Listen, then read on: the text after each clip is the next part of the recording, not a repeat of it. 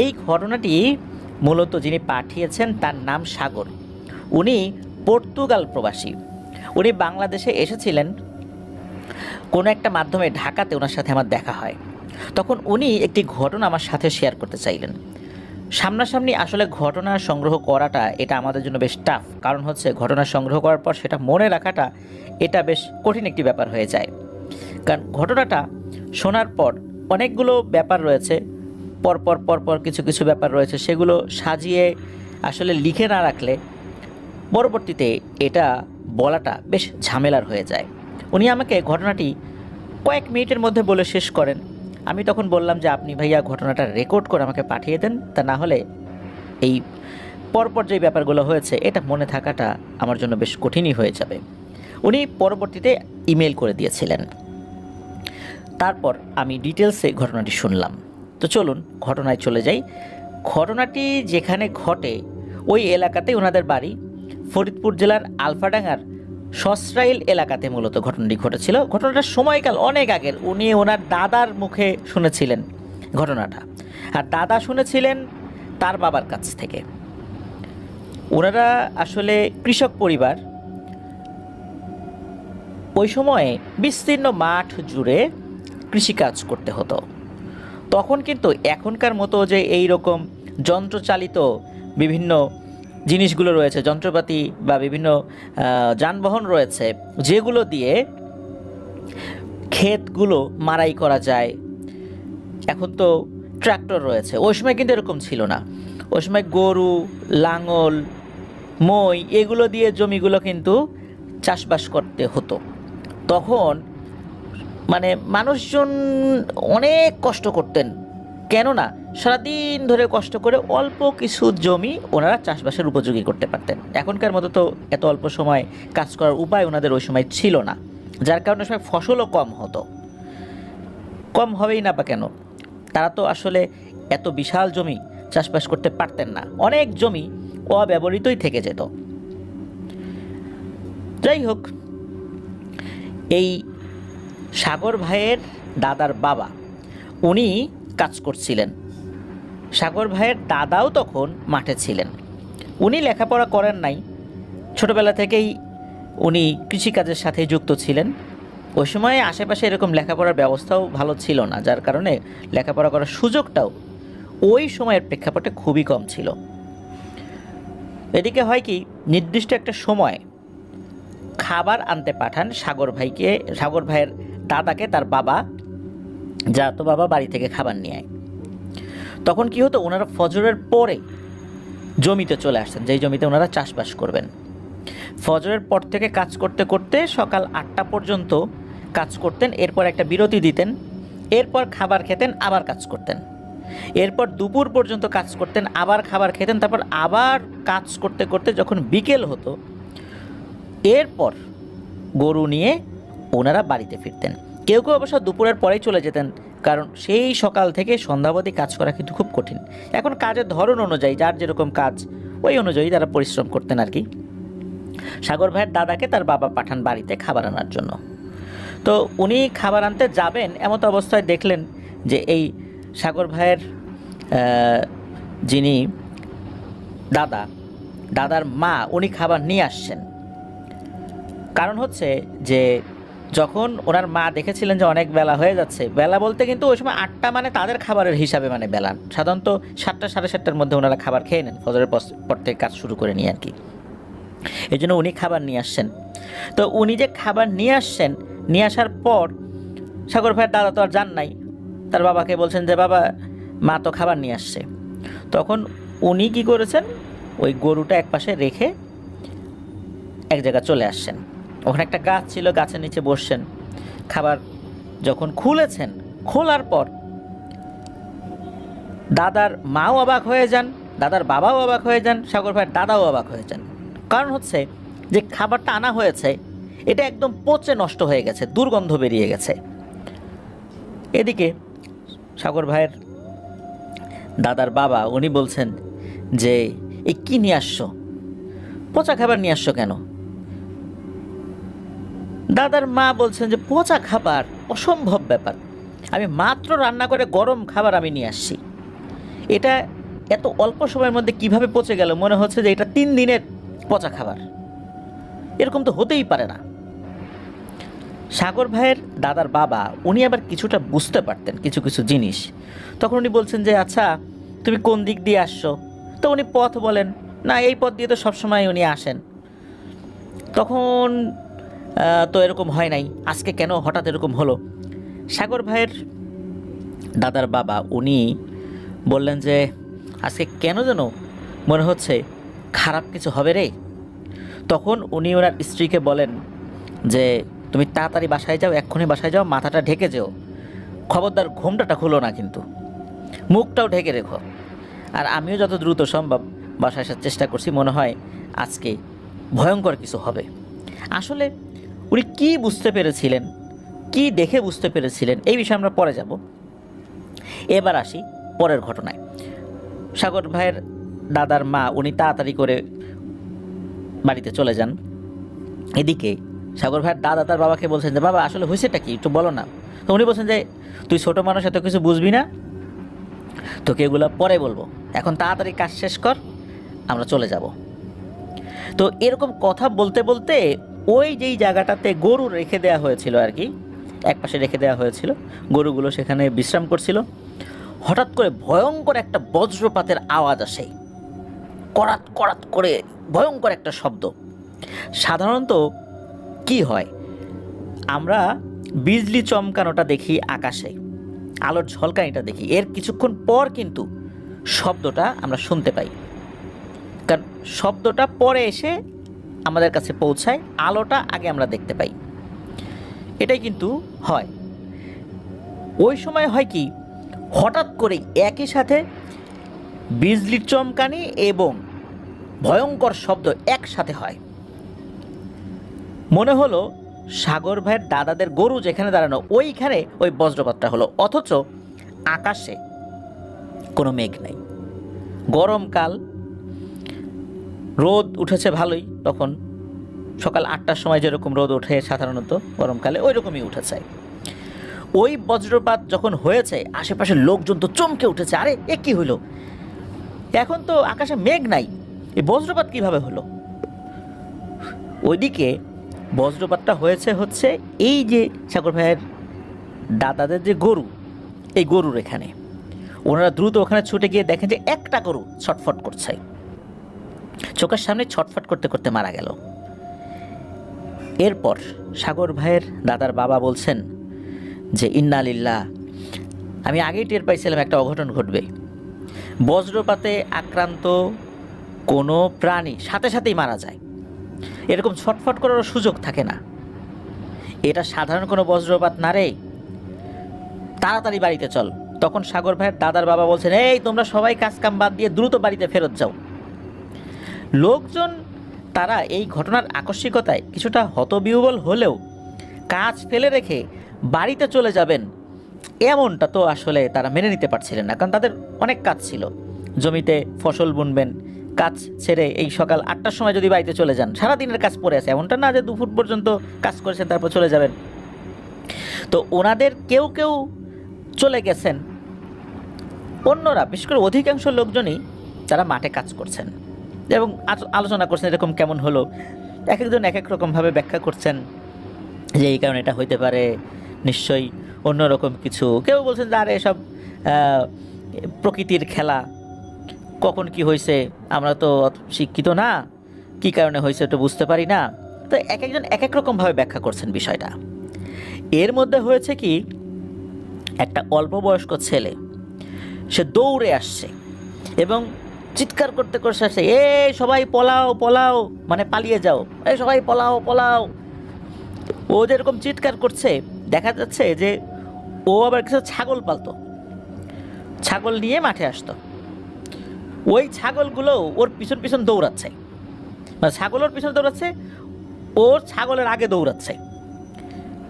সাধারণত কি হয়, যারা রাখাল এরা ওদের পশুর পেছনে পেছনে হাঁটে, কিন্তু এই ছেলেটা আগে আগে দৌড়াচ্ছে, মানে ওর ছাগল কোথায় কি গেল না গেল এই বিষয়ে ওর আসলে কোনো চিন্তা ভাবনা নেই, ছাগলগুলো ওর পিছু পিছু দৌড়াচ্ছে। এখন এই বাচ্চাটাকে কেউ কেউ বলছে কি হয়েছে কি হয়েছে, কথা বলার সময় নেই, পলাও পলাও পলাও।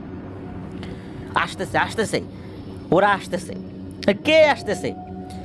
ও আর কত কথা বলে না। এখন আরও কয়েকজন লোক বলতেছে কি, আরে দূরে ছেলে ফেলে পাগল হয়ে গেছে, কি না কি দেখছে, এখন দৌড়াচ্ছে। এর মধ্যে ওনারা দেখেন যে মাঠের আশেপাশে দূরে দূরে যে সমস্ত জায়গাগুলোতে গবাদি পশু বাঁধা ছিল, এরা দড়ি টড়ি ছিঁড়ে যে যার মতো দৌড়াচ্ছে, এলোমেলো দৌড়াচ্ছে। তখন লোকজন বুঝতে পারেন যে নিশ্চয়ই এখানে কিছু একটা হয়েছে, ঘটনা কি, এরকম হচ্ছে কেন, এটা তো স্বাভাবিক কিছু না। তখন কিছু লোকজন দ্রুত চলে যাওয়া শুরু করবেন। এমত অবস্থায় কেউ বলছে, এই আমার হাত তো চলতেছে না রে, আমার হাত চলে না কেন? কেউ হাঁটতে পারছেন না, এক পা চলছে তো আর এক পা চলছে না। কেউ বলছে যে আমি এক চোখে দেখতেছি আর এক চোখে দেখতেছি না। কেউ বলতেছেন যে আমার শ্বাস প্রশ্বাসে কষ্ট হচ্ছে। এইরকম শুরু হয়ে গেছে। তখন আর একজন মুরব্বী ছিলেন, উনি বলছেন যে আমাদের তো দেরি করা উচিত হয় নাই রে, আসলেই একটু আগে যখন শুনলাম যে তাড়াতাড়ি এখান থেকে যেতে হবে, আমাদের সেটাই শোনা উচিত ছিল। তা না হলে একটা গরু এইভাবে বিনা মেঘে বজ্রপাতে কীভাবে মারা গেল, এটা তো আমাদের বোঝা উচিত ছিল। এখন যতটুকু শরীরে শক্তি আছে, চল তাড়াতাড়ি পালাই। তো ওনারা কি করেছেন, দ্রুত ওখান থেকে চলা শুরু করেছেন। এর মধ্যে একজন আবার কি মনে করে পেছন দিকে তাকিয়েছেন। স্বাভাবিকভাবেই ওটা তখন তো দিনের বেলা, পেছন দিকে তো তাকাবেনি, পেছনে এমন কোনো কিছু হচ্ছে না যাতে করে ওনাদের তাকানো নিষেধ। এমনিতে তাকিয়েছেন কৌতূহল হয়ে। তখন উনি একটা ভয়ঙ্কর দৃশ্য দেখেন। উনি দেখতে পান বিশাল বিশাল দানবাকৃতির অনেকগুলো প্রাণী। এরা ঠিক মানুষের অবয়ব না, আবার ঠিক প্রাণীর অবয়ব না। এটা যে কি, এটা বোঝা যাচ্ছে না, তবে ভয়ঙ্কর দেখতে এক একটা জিনিস। এরা একে অন্যের সাথে যুদ্ধ করছে। মাটি থেকে 10-12 হাত উপরে এরকম তারা আছে, মাটিতেও না, মানে মাটি থেকে 10-12 হাত উপরে শূন্যে ভাসমান অবস্থায় এরা একে অন্যের সাথে যুদ্ধে লিপ্ত আছে, কিন্তু কোনো শব্দ হচ্ছে না। কারো কারো শরীর দ্বিখণ্ডিত হয়ে যাচ্ছে আঘাতে। যখন পড়ে যাচ্ছে তখন দেখা যাচ্ছে মাটিতেই তারা পড়ে গেল, পড়ে ভ্যানিশ হয়ে যাচ্ছে, ধোয়ার মতো হয়ে এরা বাতাসে মিশে যাচ্ছে। উনি কিন্তু পেছন দিকে তাকিয়ে যখন এটা দেখেছেন, কিছু সময় তাকিয়েই ছিলেন, আর এটা আমি কি দেখছি। এরপর আর একজন ডাক দিয়েছে যে এই তাড়াতাড়ি আয়, তাড়াতাড়ি আয়, দাঁড়াচ্ছিস কেন? তখন ওনার হুঁশ ফেরত আসে। উনি তখন আবার ঘুরে দৌড়ানো শুরু করেন। ওনারা যখন অনেক কষ্টে যে যার বাড়িতে পৌঁছান, এরপর থেকে হয় কি, তাদের শরীরের যেই যেই অংশগুলোতে তারা সমস্যা ফিল করেছিলেন ওই মাঠে থাকা অবস্থায়, ওই জিনিসগুলো অকেজো হয়ে যায়। কারো এক চোখ অন্ধ হয়ে যায়, কারো এক হাত কাজ করে না, কারো এক পা কাজ করে না, কারো শ্বাস প্রশ্বাস নিতে কষ্ট হচ্ছে, এরকম হয়ে যাচ্ছে বা এরকম হয়ে গেছে। এখন এইটা কেন হলো? হঠাৎ করে এরকম একটা সমস্যা দিন দুপুরে, এটা তো হওয়ার কথা না। তখন ওই সময়ের খুব নাম করা একজন ব্যক্তি ছিলেন, নাকি বুজুর্গ ব্যক্তি, তার নামটা জানা যায় নাই। তো তার কাছে কয়েকজন ব্যক্তি যান। যাওয়ার পর বলেন যে এই এই ঘটনা ঘটছে, দিনের বেলা আমরা এই ধরনের একটা ঝামেলার মুখোমুখি হয়েছি, আসলে ব্যাপারটা কি, কেন এমনটা হলো? তখন উনি ওনার অনুগত কিছু জিনদেরকে এই বিষয়ে তথ্য নিতে বললেন যে কেন দিনের বেলা এই ধরনের ঘটনাটা ঘটলো, কারণ কি। এই জায়গাটা তো কোনো ভুতুরে জায়গা না, প্রতিদিনই তো এরা এখানে কাজ করে, তাহলে কেন এমনটা হলো? কিছু সময়ের মধ্যেই এক রহস্যময় তথ্য উপস্থাপিত হলো সকলের সামনে। হুজুর এই বিষয়টা জানলেন, পরবর্তীতে সকলকে জানালেন এই ব্যাপারটা। উনি বললেন যে ওই সময়ে দুটো বিবাদমান জিনেদের পক্ষ হঠাৎ করে যুদ্ধে লিপ্ত হয়। ওই জায়গাটা তাদের যুদ্ধের প্লেস ছিল না, মূলত এই দুটা পক্ষ ভিন্ন ভিন্ন জায়গায় থাকতো, কিন্তু তাদের সাথে আগে থেকেই দ্বন্দ্ব ছিল। তো ওদের সর্দার ওদের কিছু জিনদেরকে নিয়ে একটা জায়গায় যাচ্ছিলেন, আবার ওই পক্ষেরও সর্দার তাদের অনুগত কিছু জিনদেরকে নিয়ে একটা জায়গায় যাচ্ছেন। প্রতিমধ্যে এইখানে তারা যখন মুখোমুখি হয়েছে, ওই সময় একে অন্যের সাথে উত্তপ্ত কিছু বাক্য বিনিময় হয়, এরপর মারামারি শুরু হয়ে যায়। মারামারি যখন শুরু হয়ে যায়, তখন ওরা উপস্থিত লোকজনদের উপরও কিছুটা প্রভাব বিস্তার করে। এটা যে ইচ্ছাকৃত হয়েছে বিষয়টা এরকম না, এরা যখন একে অন্যের উপর প্রভাব বিস্তার করছিল বিভিন্নভাবে, কারণ ওরা প্রত্যেকেই ব্ল্যাক ম্যাজিকে পারদর্শী ছিল। তো এর মধ্যে হয় কি, বজ্রপাত ঘটানোর যে ব্ল্যাক ম্যাজিক, এই ব্ল্যাক ম্যাজিকটা প্রয়োগ করে, কিন্তু দুর্ভাগ্যজনকভাবে ওইটা উপস্থিত একটা গরুর উপরে গিয়ে পড়ে। আর এইটা গরুর উপরে পড়ার কারণে এই বিদ্যায় পারদর্শী যে জিনটা ছিল, ওই জিনটা পরবর্তীতে এইটা আর নতুন করে অন্যদের উপর প্রয়োগ করতে পারেনি। ও একবারই এটা শুধু প্রয়োগ করতে পারতো একটা বিশেষ প্রেক্ষাপটে, কিন্তু কেন এটা গরুর উপরে পড়েছে এই বিষয়ে জানা যায় না। আর ওখানে যখন এই ধরনের যুদ্ধ শুরু হয়ে যায়, যুদ্ধ শুরু হওয়ার আগে থেকেই মূলত ওরা যখন যেই জায়গা দিয়ে যায়, বিশেষ করে প্রথম একটা পক্ষ আসছিল, ওই সময় যদি কেউ খাবার নিয়ে আসে তখন এই খাবারের উপর একটা প্রভাব পড়ে। এটা যে ব্ল্যাক ম্যাজিকের প্রভাবে বিষয়টা এরকম না, ওরা যেদিক দিয়ে যায় দলবদ্ধভাবে, ওখানে কোনো ভালো খাবার থাকলে বা গরম তরতাজা খাবার থাকলে সে খাবারগুলো নষ্ট হয়ে যায়। এই জন্যই মূলত এই সাগর ভাইয়ের দাদার মা যখন গরম খাবার নিয়ে আসছিলেন, তার খাবারটা নষ্ট হয়ে গিয়েছিল। আর সাগর ভাইয়ের দাদার বাবা উনি পূর্বে থেকেই শুনেছিলেন যদি গরম খাবার মাঠে নিয়ে আসার সময় নষ্ট হয়ে যায় তখন কোনো একটা অঘটন নাকি ঘটে। এই জন্যই উনি ওই সময় এটা বলেছেন, কিন্তু কী অঘটন এটা তো উনি আসলে বুঝতে পারেন নাই, বলতেও পারেন নাই। আর জিনেদের বিবাদমান দুটো পক্ষ যখন যুদ্ধে লিপ্ত হয়, তখন আর একটা বাচ্চা যে প্রথম আল্লাহর ইচ্ছায় সে এটা দেখতে পেয়েছিল, যখন সে দেখতে পেয়েছে তখন সে দৌড় দিয়েছে। আর এই দৃশ্যটা উপস্থিত যেই সমস্ত গবাদি পশুগুলো অধিকাংশরাই এটা দেখেছে। কিন্তু সাগর ভাইয়ের দাদার বাবার যে গরুগুলো, তারা বজ্রপাতে ওই দুইটার মধ্যে একটা মারা গেছে, কারণ তখনও যুদ্ধ শুরু হয় নাই পরিপূর্ণভাবে। এই জন্য ওরা ছোটাছুটি করতে পারেনি, একটা মারা গিয়েছে। আর একটা মারা যাওয়ার পর অন্যটা ছোটাছুটি শুরু করেছে ভয়ে, এটা তো স্বাভাবিক। আর যখন যুদ্ধ শুরু হয়ে যায়, ওখানে একে অন্যে যখন একে অপরের উপর ব্ল্যাক ম্যাজিক প্রয়োগ করছিল যুদ্ধের সাথে সাথে, এর একটা প্রভাব উপস্থিত মানুষের উপরে পড়ে, যার কারণে প্রত্যেকেরই শরীরের অর্ধেক অংশ এ দ্বারা প্রভাবিত হয়। এরপর তো লোকজন বাড়িতে চলে আসে। যুদ্ধ শেষ হয়ে গেছে, কে জিতেছে কে হেরেছে এই বিষয়ে আসলে ওই হুজুর বিস্তারিত কিছু বলেন নাই।